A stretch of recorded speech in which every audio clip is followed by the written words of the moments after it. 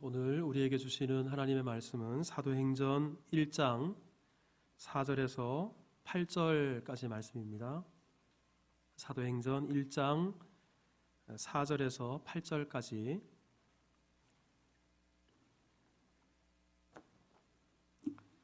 다 찾으셨죠? 우리 한 목소리로 4절부터 8절까지 말씀을 합독하겠습니다. 시작.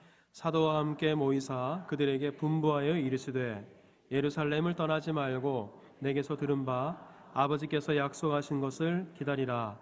요한은 물로 세례를 베풀었으나 너희는 몇 날이 못되어 성령으로 세례를 받으리라 하셨느니라. 그들이 모였을 때에 예수께 여쭈어 이르되 주께서 이스라엘 나라를 회복하심이 이때니까 하니 이르시되 때와 시기는 아버지께서 자기의 고난에 두셨으니 너희가 알 바 아니요 오직 성령이 너희에게 임하시면 너희가 권능을 받고 예루살렘과 온 유대와 사마리아와 땅끝까지 이르러 내 증인이 되리라 하시니라. 아멘. 자, 저를 한번 따라서 합니다. 성령이 너희에게 임하시면. 다시 한번 합시다. 성령이 나에게 임하시면. 오늘 여러분과 함께 나눌 설교 제목입니다. 오늘은 교회 절기상 성령 강림 절입니다. 이 성령 강림 절은 구약 성경에는 없는데, 구약 시대 때는 없었어요. 그런데 신약에 와서 사도행전 2장을 보면 오순절이라는 절기에 마가 다락방에 예수님의 제자들이 모여 있을 때 그때 성령께서 강림하십니다. 그래서 성령의 강력한 역사가 나타났죠. 바로 이것을 기념하는 절기가 바로 성령 강림절입니다. 자, 그런데 여러분, 성령께서 언제 오셨는가? 오순절에 왔다라고 말씀드렸는데 성령께서 오순절에 오셨다는 것이 남다른 의미가 있습니다. 이게 무슨 말인가 하면 이스라엘에는 3대 절기가 있어요. 우리 표를 이렇게 보시면 같은 절기인데 이름이 각각 한 2개 정도씩은 더 있어요. 자, 첫째는 유월절이고 그 다음에는 오순절입니다. 그 다음에는 초막절이에요. 그런데 자, 유월절이 끝이 나고 유월절 이후에 50일째 되던 날, 이 순자가 열흘 순자예요. 열흘 순자를 오순절이라고 합니다. 그런데 이 오순절에 아주 구약 시대에 보면 특별한 일이 있었습니다. 이스라엘 백성들이 1월 14일에 유월절을 갖고 애굽 땅에서 출애굽을 합니다. 그러니까 애굽에서 나오는 것이죠. 그리고 나서 시내산에 3월 1일 날 도착합니다. 그러니까 애굽 땅에서부터 47일이 지나서 시내산에 도착한 것입니다. 그리고 나서 3일이 지났어요. 그럼 모두 며칠이 됩니까? 50일이 된 거예요. 그 50일째 하나님께서 모세를 시내산에서 부르세요. 그런 다음에 이스라엘과 하나님 사이에 언약을 맺으십니다. 이게 바로 오순절 날 시내산에서 이스라엘 백성과 하나님 사이에 맺으신 언약입니다. 이 언약의 내용이 다른 것이 아니에요. 나는 너희의 하나님이 되고 너희는 나의 백성이 될 것이다. 이제 이스라엘 백성은 하나님의 백성이다. 하나님은 이스라엘의 하나님이다. 이것을 공적으로 선언한 것이고 이스라엘 백성들은 이제 언약 백성이 된 것입니다. 자, 그런데 이 하나님과 이스라엘 백성들 사이에 시내산 언약을 맺은 것이 오순절에 있었다 그랬는데, 자, 이 언약에 대해서 예레미야 31장에 보면 아주 중요한 말씀이 있어요. 자, 우리 같이 한번 읽어볼까요? 시작.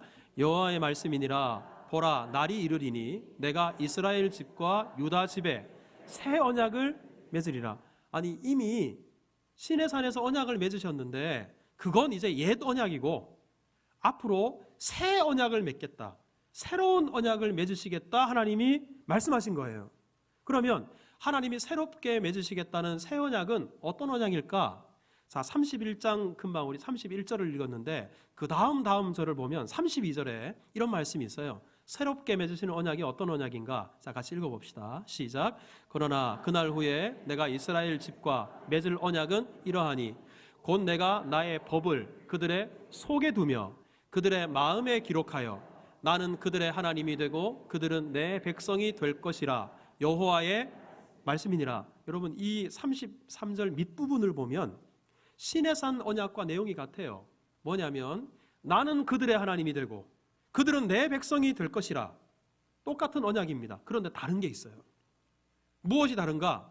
시내산에서 하나님께서 언약을 맺으실 때는 하나님께서 언약을 맺으시면서 계명을 돌판에다가 새겨서 주셨어요. 그것을 로마서에 보면 돌비에 새겨서 주셨다, 그렇게 말씀하죠. 그런데 우리 띄워보세요. 33절. 오늘 새롭게 주신 언약은 돌판에 새기는 언약이 아니라, 잘 보십시오. 내가 나의 법을 그들의 어디에 두며? 속에 두며. 그들의 어디에 기록하여? 마음에 기록한대요. 옛날에 주신 언약은 돌판에 기록해서 주신 언약이지만 하나님이 새롭게 주시는 언약은 돌판이 아니라 우리의 마음속에 새겨서 주신답니다. 그러면 아니 우리 속에다가 언약을 주신다는 게 무슨 말일까? 또한 마음판에 하나님의 언약을 새겨주신다는 게 무슨 말일까? 여러분, 옛 언약은 유월절 어린 양을 잡아서 그 피로 이스라엘 백성들을 구속하시고 그리고 시내산에서 돌판에다가 계명을 새겨주시면서 언약을 맺으셨어요.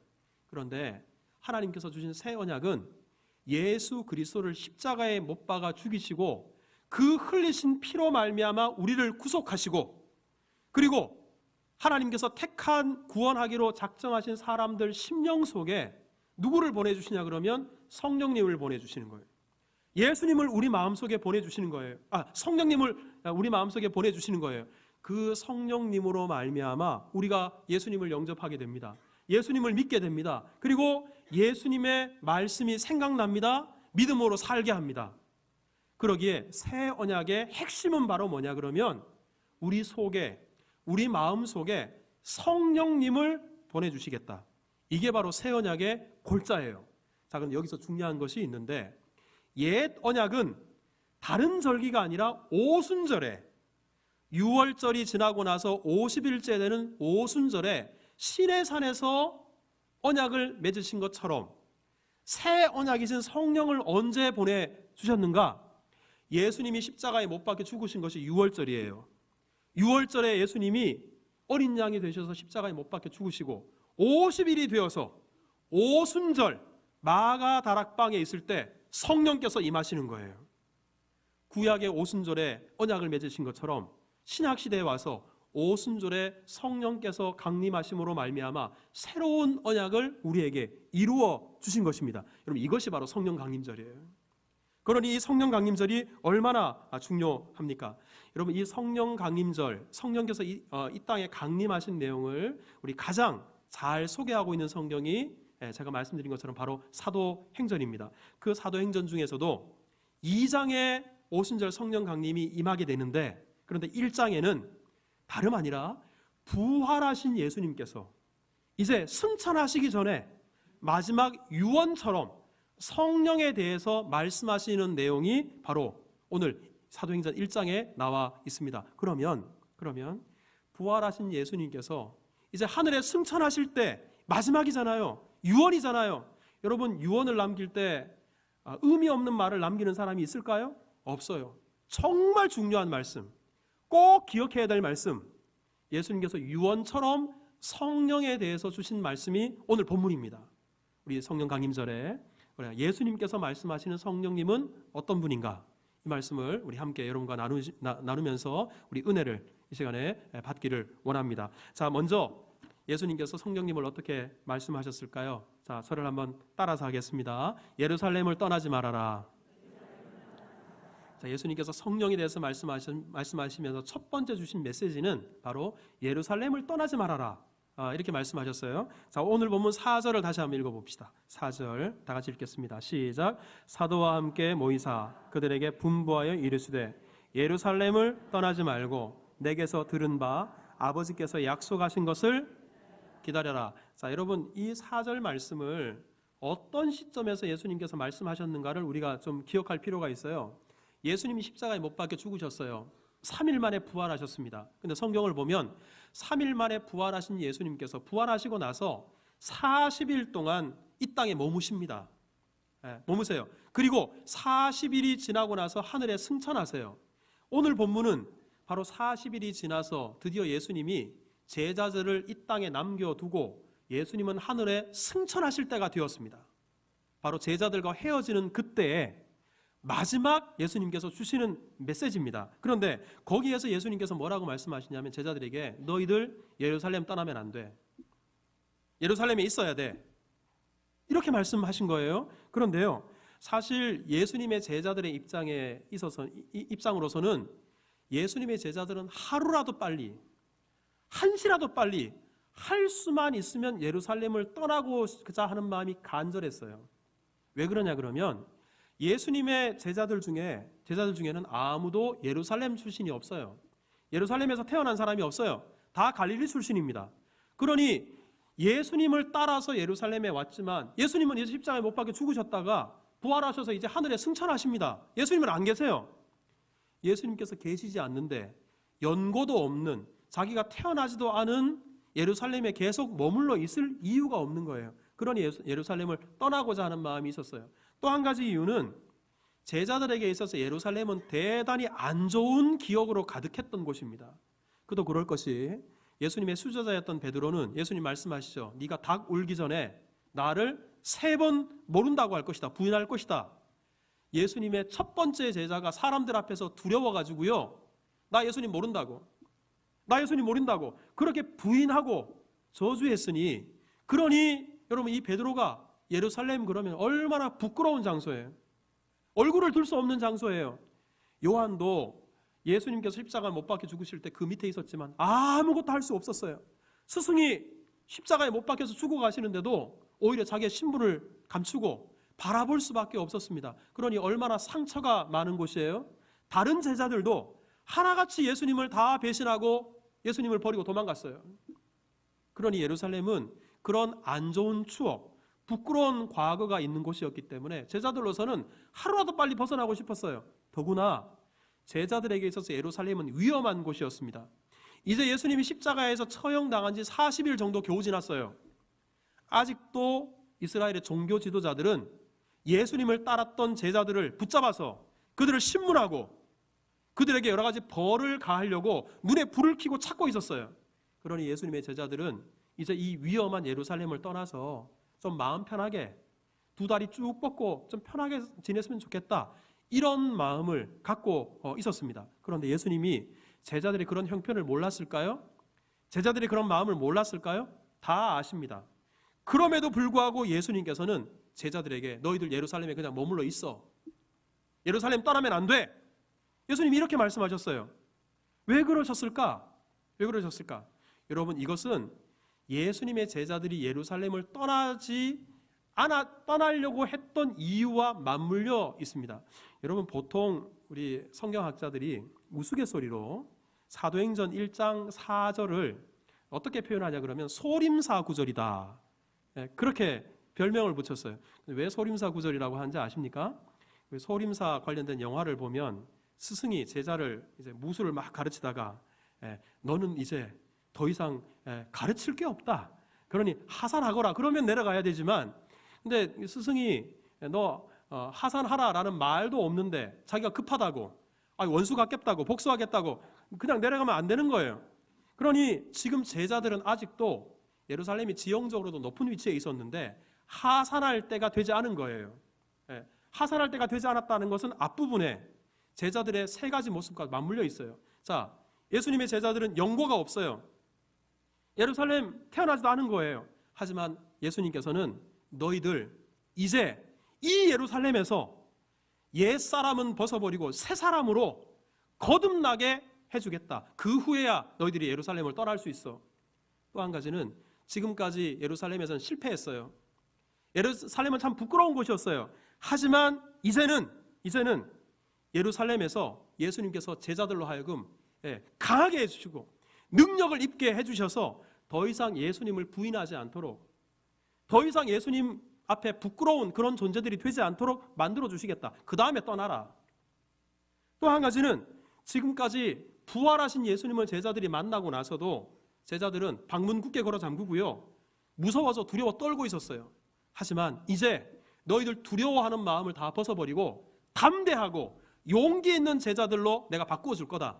그런 다음에 너희들이 예루살렘을 떠나라, 하산해라. 여러분, 그런 뜻에서 예수님께서는 예루살렘에서 절대로 떠나지 말아라 그러십니다. 자, 그러면 이 세 가지가 어떻게 해서 이루어지게 될까요? 예수님의 제자들은 어떻게 그 연약함과 그 실패를 딛고 예루살렘에서 새로 태어날 수 있을까요? 자, 그 이유가 4절 뒷부분에 나오는데 한번 보십시오. 예루살렘을 떠나지 말라라고 하신 이유입니다. 자, 그 다음부터 같이 읽습니다. 시작. 내게서 들은 바 아버지께서 약속하신 것을 기다리라. 아버지께서 약속하신 분이 오실 텐데 그 분을 만나면 이제 너희가 변하게 될 거다. 그분을 만나고 나면 이제 너희들이 예루살렘에서 하산해도 된다. 그럼 여기서 아버지께서 약속하신 그분은 누구일까요? 자, 여러분, 이 아버지께서 약속하신 것에 대해서 사도행전 2장 33절에 이렇게 말씀합니다. 자, 같이 한번 읽어볼까요? 시작. 하나님이 예수를 높이심에 그가 약속하신 성령을 아버지께 받아서 너희가 보고 듣는 이것을 부어 주셨느니라. 자, 여기서 보면 약속하신 그 다음 뭐예요? 성령이에요. 그러니 예수님께서 너희들 아버지께서 약속하신 것을 기다려라, 이 말은 다름 아니라 성령을 기다리라는 거예요. 성령이 곧 오실 텐데 성령을 기다려라. 근데 여러분, 여기서 기다려라라는 이 말씀을 예수님이 처음 하시는 게 아니었어요. 이 사도행전을 누가가 썼는데 누가가 이 사도행전 외에도 누가복음을 기록했습니다. 근데 누가복음의 맨 끝부분에 보면 이런 말씀이 있어요. 누가복음 24장 49절에 자, 같이 한번 읽어봅시다. 시작. 내가 내 아버지께서 약속하신 것을 너희에게 보내리니 너희는 위로부터 능력으로 입혀질 때까지 이 성에 머물러.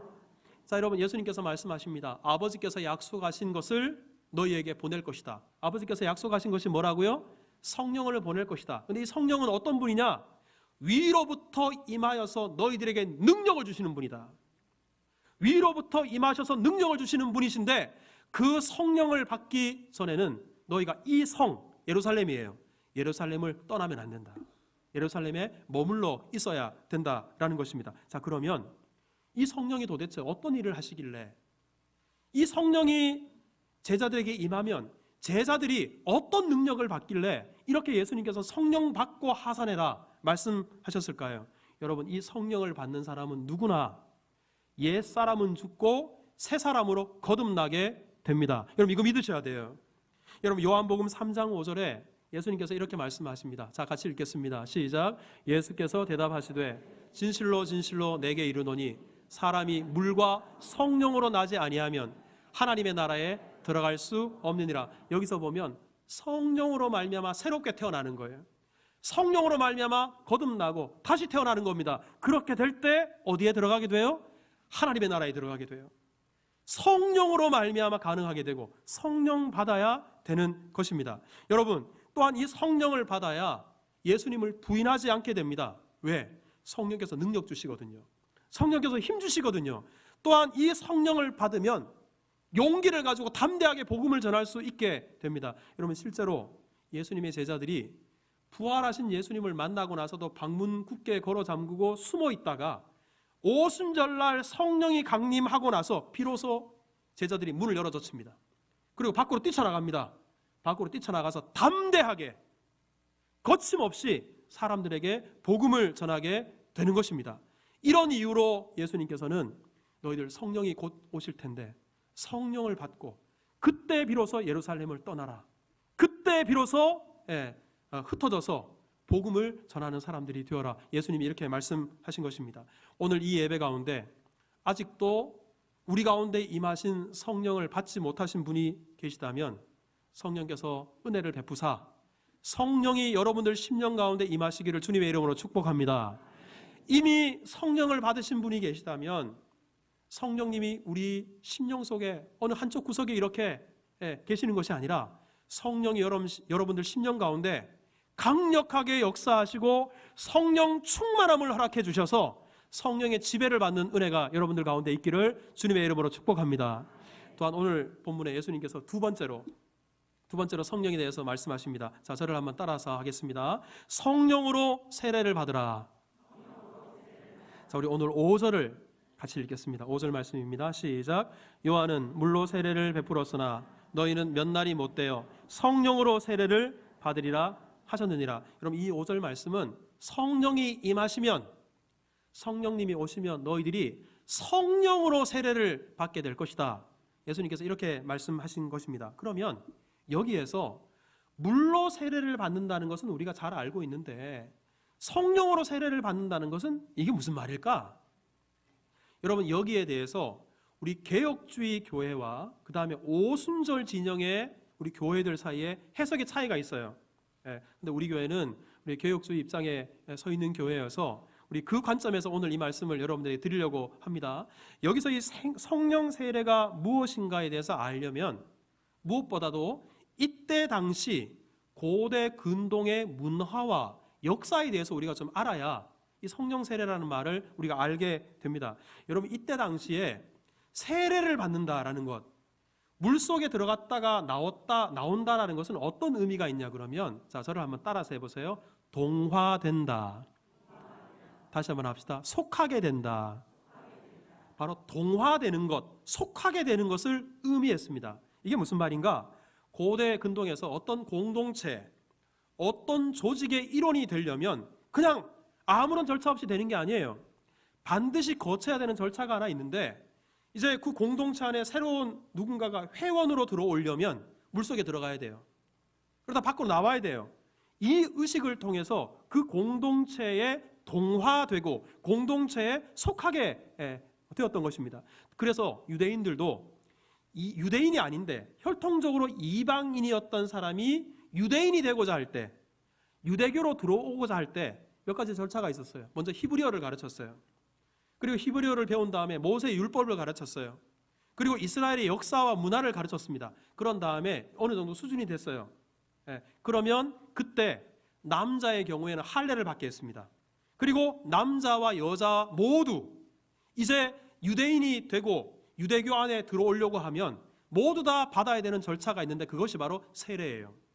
그 물속에 들어갔다가 나오는 그 세례 의식을 통해서 이방인이 이제는 이스라엘 백성이 되는 거예요. 언약 백성이 되는 거예요. 그리고 유대교 속에 정식 회원으로 들어올 수 있게 되는 것입니다. 바로 세례가 동화되는 것, 속하게 되는 것을 의미하기 때문에 그런 의식을 거쳤던 것이죠. 때문에 여러분, 성령으로 세례를 받는다. 이것도 동화되는 거예요. 속하게 되는 거예요. 그러면 무엇에 동화되는 것일까? 우리가 기억해야 될 것은 성령은 예수님의 영입니다. 그리고 예수님의 영이시기 때문에 성령은 무엇보다도 예수님을 증언하는 분이에요. 성령은 우리를 예수님께로 인도하는 영입니다. 이것이 제 말이 아니고 여러분 요한복음 15장 26절에 우리 성령님에 대해서 이렇게 말씀하십니다. 자, 같이 읽읍시다. 시작. 내가 아버지께로부터 너희에게 보낼 보혜사 곧 아버지께로부터 나오시는 진리의 성령이 오실 때 그가 나를 증언하실 것이요. 성령이 누구를 증언한다고요? 예수님을 증언해요. 나를 증언하실 것이요. 성령이 다름 아니라 예수님을 증언하십니다. 뿐만 아니라 요한복음 16장 13절에도 이렇게 말씀합니다. 자, 같이 읽습니다. 시작. 그러나 진리의 성령이 오시면 모든 진리 가운데로 인도하시리니 그가 스스로 말하지 않고 오직 들은 것을 말하며 장래 일을 너희에게 알리시리라. 자, 보십시오. 진리의 성령이 오시면 성령님은 너희를 진리 가운데로 인도한다. 진리로 우리를 인도한대요. 근데 여러분, 진정한 진리, 참 진리가 되신 분이 있습니다. 누구십니까? 예수님이에요. 그러니 이 말씀은 성령님은 우리를 다름 아니라 예수님께로 인도하는 거예요. 예수님께로 인도하는 겁니다. 때문에 성령으로 세례를 받는다라는 것은 다름 아니라 우리로 하여금 예수님과 동화되게 하는 거예요. 예수님과 연합하게 하는 거예요. 예수님께 속하게 하는 거예요. 여러분, 이렇게 예수님과 동화되고 연합하고 예수님께 속하게 된 사람은 다름 아니라 하나님의 나라의 일원이 됩니다. 하나님의 나라에 동화돼요. 하나님의 나라에 속하게 되는 것입니다. 왜? 예수 안에 구원이 있기 때문에. 여러분 믿으십니까? 여러분, 때문에 우리가 성령으로 세례를 받는다는 것은 다름 아니라 성령의 인도하심을 따라 예수님을 믿고 예수님을 영접하게 되고 예수 그리스도를 모시고 살아가는 사람이 되게 하는 것, 이게 바로 성령 세례를 받는 것이에요. 그래서 고린도전서 12장 3절에 아주 중요한 말씀이에요. 다 같이 읽습니다. 시작. 성령으로 아니하고는 누구든지 예수를 주시라 할 수 없느니라. 자, 여러분, 우리가 예수님을 어떻게 고백하냐면 예수님을 향해 주여라고 고백해요. 예수님을 주님이라고 고백합니다. 그런데 우리가 예수님을 주님이라고 고백할 수 있는 것, 이게 여러분 우리에게서 말미암는 것이 아니라 성령으로 아니하고서는 우리 안에 계시는 성령님으로 말미암아 우리가 예수님을 나의 주, 나의 하나님으로 모시게 되는 것입니다. 자, 저를 한번 따라서 합시다. 예수님은 나의 주님이십니다. 믿으시는 분들만 큰 소리로 아멘. 여러분들 정말 믿음으로 아멘 하셨다면, 믿음으로 예수님을 주님이라고 고백하셨다면 이미 여러분들은 성령으로 세례를 받은 줄 믿으시기를 바랍니다. 여러분, 우리는 성령으로 세례를 받은 거예요. 여러분, 이때 당시에 예수님의 제자들은 예수님의 십자가도 알았어요. 예수님의 부활도 알았어요. 하지만 예수님의 십자가의 진정한 의미를 몰랐어요. 예수님이 왜 다시 부활하셔야 되는지 그 부활의 진정한 의미를 몰랐어요. 그러니 부활하신 예수님의 손에 있는 못자국을 보고 옆구리에 있는 창자국을 보고 나서도 아직도 제자들은 두려워 떨고 있어요. 그런데 오순절날 성령이 강림하셔서 성령을 받고 보니까 제자들이 완전히 새 사람이 됐어요. 어디 가서든지 예수님을 전하는 예수님의 증인이 되고 말았어요. 바로 성령님이 임하게 될 때 예수님의 십자가, 그 부활의 진정한 의미를 깨닫고 옛사람을 벗어버리고 새 사람이 될 수 있기 때문에 그런 것입니다. 여러분, 성령 세례가 바로 그와 같은 것입니다. 그런데 여러분, 이 성령 세례에 대해서 제가 지난번 성령 강림절에도 한번 설교했습니다만 우리가 오해하지 말아야 될 것, 우리 중요하니까 저를 한번 따라서 해보십시오. 성령 세례는 평생 한 번 받습니다. 몇 번 받아요? 한 번 받아요. 우리 예수님을 영접하고 예수님을 믿는 것, 이것은 평생 한 번 있는 사건이에요. 성령을 받고 또 받고 또 받고 하는 게 아니에요. 하지만 자, 다시 한번 따라서 합시다. 성령 충만은 반복적으로, 지속적으로 받습니다. 예, 이것을 아셔야 돼요. 우리가 성령은 받았지만 성령이 충만하지 못하면 무기력하게 살아가요. 하지만 우리 안에 계시는 성령님께서 충만하시면 마치 우리가 술이 충만했을 때 술의 지배를 받는 것처럼 성령이 우리 가운데 충만하면 성령이 이끄시는 대로 성령의 지배를 따라 성령의 놀라운 은사도 나타나실 뿐만 아니라 성령의 도구가 되어 쓰임받을 수 있는 것입니다. 우리가 이미 성령의 세례를 받았다면 성령께서 여러분들 가운데 강력히 역사하셔서 날마다 성령 충만함으로 성령의 나팔이요 성령의 도구에 복된 삶을 살아가실 수 있기를 주님의 이름으로 축복합니다. 여러분, 이것이 바로 예수님께서 성령 세례를 받으라 하는 중요한 의미입니다. 세 번째, 부활하신 예수님께서 유언처럼 이제 승천하시면서 성령에 대해서 어떤 말씀을 하셨을까? 자, 저를 한번 따라서 하겠습니다. 성령은 증인 되게 하십니다. 뭐가 되게 하신다고요? 증인 되게 하십니다. 자, 우리 8절 말씀을 함께 읽겠습니다. 8절 다 같이 시작. 오직 성령이 너희에게 임하시면 너희가 권능을 받고 예루살렘과 온 유대와 사마리아와 땅끝까지 이르러 내 증인이 되리라 하시니라. 자, 여러분 보십시오. 성령이 임하시면, 성령을 받으면 우리가 8절 끝에 있는 것처럼 땅끝까지 이르러 내 증인이 되리라. 즉 예수님의 증인이 된다는 거예요. 성령을 받으면 예수님의 증인이 된다라는 것입니다. 그런데 여러분, 많은 분들이 사도행전 1장 8절을 우리에게 전도하라고 아니면 선교하라고 전도 구절로 알아요. 선교 구절로 압니다. 물론 맞습니다. 하지만 그 정도에서 그치는 게 아니라 이것보다 훨씬 더 큰 의미가 이 8절 가운데 담겨져 있어요. 이것은 무슨 말이냐? 성령을 받게 되면 이제부터는 다른 목표를 가지고 살아간다는 거예요. 성령을 받으면 이제는 다른 꿈, 다른 비전을 갖게 된다라는 것. 이게 바로 8절 말씀입니다. 이게 무슨 말이냐? 예수님의 제자들은 지금까지 다른 목표를 가지고 살았어요. 다른 꿈과 다른 비전을 가지고 살았습니다. 여러분 6절을 한번 읽어볼까요? 제자들이 성령을 받기 전에 어떤 목표와 어떤 꿈을 꾸고 살았는지. 자, 6절입니다. 시작. 그들이 모였을 때 예수께 여쭈어 이르되 주께서 이스라엘 나라를 회복하심이 이때니까 하니. 제자들이 지금 예수님 승천하시는데 예수님께 질문하는 게 뭐냐면, 예수님, 주께서 이스라엘 나라를 회복하심이 이때입니까? 여기서 이스라엘을 회복한다라는 것은 이스라엘의 독립을 가리켜요. 예수님, 이스라엘의 독립 이제 이루어 주실 건가요? 이제 이스라엘 땅이 옛날처럼 회복될 건가요? 여러분, 이 6절 말씀을 통해서 제자들의 목표가 뭐였는가? 이스라엘의 독립이에요. 이스라엘의 회복이었어요. 제자들이 갖고 있었던 꿈이 무엇인가? 이스라엘의 회복이었다는 것을 알 수가 있습니다. 근데 여러분, 이 이스라엘의 회복에 대한, 독립에 대한 이 꿈은 예수님이 십자가에 못 박히시기 전에도 제자들이 이런 마음을 갖고 있었어요. 여러분들이 잘 아시는 것처럼 예수님이 이제 예루살렘에 십자가에 못 박혀 죽으시기 위해서 들어가실 때 제자들이 예수님께 묻습니다. 예수님, 주의 나라가 임할 때 저는 예수님의 오른쪽에, 또 저는 예수님의 왼편에 그렇게 서게 해주십시오. 이게 무슨 말이냐 그러면, 예수님이 예루살렘에 들어가시는 것을 당시에 이스라엘을 지배하고 있었던 로마 군대들을 다 몰아내고 예수님의 말로 이스라엘의 독립을 쟁취하실 분, 이스라엘의 다윗 왕을 이어서 새로운 강력한 나라를 이룰 그런 왕으로 생각했어요. 그런 생각을 갖고 있다 보니까 이제 예수님이 예루살렘에 들어가서 로마 사람들을 다 몰아내면 이제 그 새롭게 시작되는 그 왕국에서 자기가 한 자리 차지하고 싶다는 거예요. 인사청탁을 한 것입니다. 근데 여러분, 그 예수님이 예루살렘에 들어가셔서 로마 사람들을 몰아냈습니까? 전쟁을 하셨어요? 오히려 십자가에 못 박혀 죽으셨어요. 예수님이 이루실 나라는 무력으로 세우는 것이 아니라 십자가를 통해서 세우실 나라예요. 제자들은 예수님의 십자가를 보고서도 깨닫지 못한 거예요. 예수님이 3일 만에 다시 부활하셨어요. 그래도 깨닫지 못하는 거예요. 예수님이 부활하시고 나서 40일 동안 예수님이 제자들에게 무엇을 가르쳤는지 아십니까? 여러분 3절 보십시오.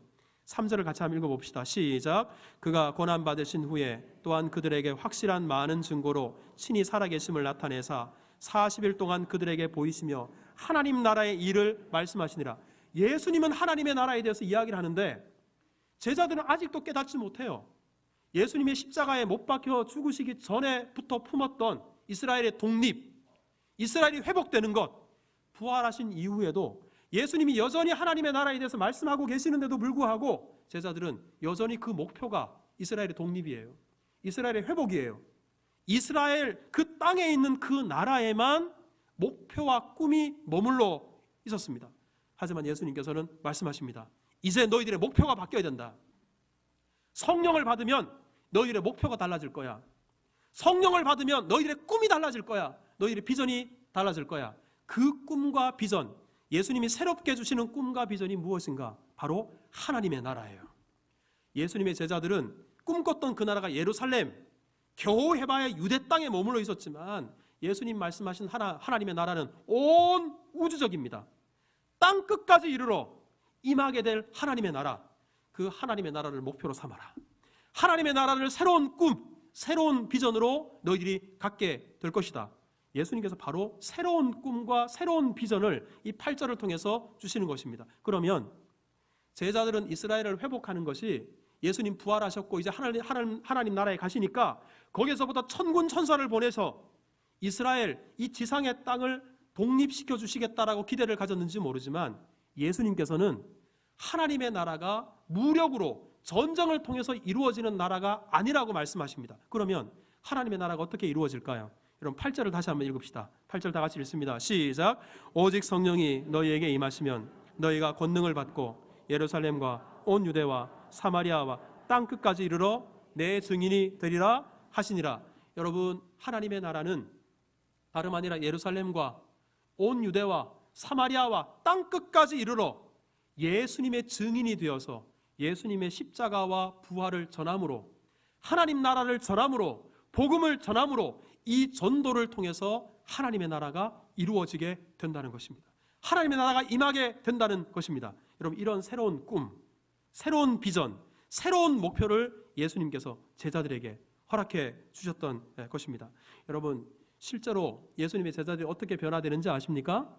사도행전 1장까지만 해도 이 제자들의 목표가 이스라엘의 독립이요 이스라엘의 회복이었잖아요. 그런데 실제로 사도행전 2장에 성령이 임하셔서 성령을 받고 나서 그때부터 예수님의 제자들이 변화되게 됩니다. 여러분 사도행전 8장 12절을 보십시오. 성령을 받은 제자들이 어떻게 바뀌어지는가? 자, 같이 읽겠습니다. 시작. 빌립이 예수 그리스도의 이름에 관하여 전도함을 그들이 믿고 남녀가 다 세례를 받으니. 지금까지는 이스라엘의 독립, 이스라엘의 회복이 목표였지만 이제는 가는 곳마다 하나님의 나라와 예수 그리스도의 이름을 전도하는 사람이 되었어요. 하나님의 나라가 꿈이 된 거예요. 하나님의 나라가 목표가 된 것입니다. 여러분 사도행전 맨 마지막 절, 맨 끝절 28장 31절에 보면 이렇게 기록되어 있어요. 다 같이 읽습니다. 시작. 하나님의 나라를 전파하며 주 예수 그리스도에 관한 모든 것을 담대하게 거침없이 가르치더라. 부활하신 예수님을 만나고 나서도 두려워서 방문 걸어 잠그고 숨어 있었던 제자들이 성령을 받고 나니까 이제는 이스라엘의 독립 아니면 이스라엘의 회복이 목표가 아니라 하나님의 나라가 목표가 됐어요. 그러니 하나님의 나라를 전파하기 시작했어요. 하나님의 나라를 위해서 자기 자신을 드렸어요. 그리고 주 예수 그리스도에 관한 모든 것, 십자가와 부활을 담대하게 거침없이 전하는 그런 예수님의 증인들이 다 되었다라는 사실입니다. 성령께서 우리 안에 계시고 우리들 또한 제자들처럼 성령을 받은 자가 되었으니 성령께서 우리 가운데 성령 충만의 은혜를 허락해 주셔서 우리들도 예수님의 제자들처럼 예수님의 증인 되게 하시기를 주님의 이름으로 축복합니다. 여러분 혹시 여러분들의 목표가 이스라엘 성령님을 만나기 전에 제자들처럼 이 땅에 있는 것이 혹시 여러분들의 인생의 목표입니까? 혹시 여러분의 꿈이 눈에 보이는 것이 여러분의 꿈이요 비전입니까? 정말 우리가 성령의 사람이 되면 성령이 충만하게 되면 썩어질 이 땅의 것보다도 하나님의 나라를 우선순위에 둡니다. 영원한 가치를 바라보고 영원한 하나님의 나라를 위해서 살아가는 인생이 되는 것입니다. 여러분 1907년 여러분들은 우리나라의 역사를 보면서 1907년을 어떤 해로 기억하고 계십니까? 여러분 우리나라가 일제 식민 지배를 받게 된 것이 1910년 8월 29일이죠. 하지만 공식적으로 일제강점기로 넘어갔던 해가 1910년이지만 실제적으로 우리나라가 일본이라는 나라의 국권을 빼앗기게 된 것은 1907년이에요. 왜 그런가? 여러분 1907년에 7월 24일 날 헤이그 밀사 사건을 계기로 일본은 당시의 왕이었던 황제였던 고종 황제를 강제 폐위시켜버립니다. 다른 나라가 임금을 강제 폐위시켜요. 나라가 사실상 해체된 것과 다름없죠. 정미 7조약을 강제로 체결함에 따라서 8월 1일에 1907년 8월 1일에는 우리나라 군대가 해산됐어요. 군대 없는 나라가 있습니까? 사실상 대한제국이 해체된 것과 똑같습니다. 이 조약 때문에 압록강 일대 산림 체벌권을 다른 나라에 빼앗겼어요. 북한 땅에 그 많은 지하 자원 채굴권도 다른 나라에 넘어가 버렸어요. 수많은 국보들 우리나라 것이 아니었습니다. 다른 나라가 다 강탈해 갔습니다. 하지만 아무 힘도 쓰지 못했어요. 사실상 이 나라는 주권을 빼앗기게 된 것입니다. 그런데 여러분 1907년이 근대사에 있어서 참으로 암울하고 암담한 역사가 우리나라에 있었지만 아울러서 교회 역사를 보면 1907년에 우리나라에는 놀라운 일이 나타납니다. 여러분 1907년에 다름 아니라 평양 대부흥운동이 일어나게 됩니다. 여러분 북한의 평양 땅에 그냥 부흥운동도 아니고 대부흥운동이라고 이름 붙여진 이유가 뭘까요? 지금도 우리 한국교회가 어게인 1907년이라고 외치는 이유가 뭘까요? 그때 부흥의 역사가 평양 땅으로부터 시작해서 전국에 한반도 전체에 성령이 강력하게 역사하심으로 말미암아 성령의 충만함으로 놀라운 성령의 역사, 부흥의 역사가 나타나게 되었던 것입니다. 여러분 지상에 있는 나라는 주권을 빼앗기고 국권을 빼앗겼지만 그때 하나님의 나라가 이 땅에 임하게 됩니다. 여러분 이때 평양 대부흥운동 성령이 강력하게 역사하니까 새벽기도 운동이 불붙었어요. 오히려 나라를 위해서 뜨겁게 무릎 꿇고 기도하는 운동들이 벌어지기 시작했어요. 그리고 100만인 구령 운동, 전국에 예수 복음을 전하는 그런 전도 운동이 정말 뜨거운 불길처럼 번져 나갔습니다. 여러분 이 일을 통해서 이 놀라운 부흥의 역사를 통해서 훗날 3.1 운동을 비롯해서 민족을 회복하고 독립하는 일에 예수 믿는 사람들, 교회가 가장 앞장서서 그 일을 감당하게 되었던 것입니다. 하나님께서는 이 땅에 있는 나라는 비록 쇠약해 갔지만 성령의 역사로 말미암아 이 땅에 하나님의 나라를 세우셨고 하나님의 나라를 먼저 세우신 다음에 그 일을 통해서 이 땅을 다시 회복하셨던 것입니다. 때문에 여러분 우리의 우선순위도 달라져야 돼요. 성령 받기 전에 예수님의 제자들은 땅에 있는 것, 이스라엘의 회복, 땅에 있는 나라만 바라보고 그것이 목표였어요. 하지만 성령 받고 나서 하나님의 나라, 영원한 하나님의 나라를 위해서 쓰임받는 종들이 되었습니다. 그렇다면 저와 여러분들도 성령을 받은 사람이 되었다면 성령의 충만함을 입어서 하나님 나라를 위해서 쓰임받아야 되지 않겠습니까? 더 이상 이 세상 것이, 땅에 있는 것이 목표가 되지 않기를 주님의 이름으로 축복합니다.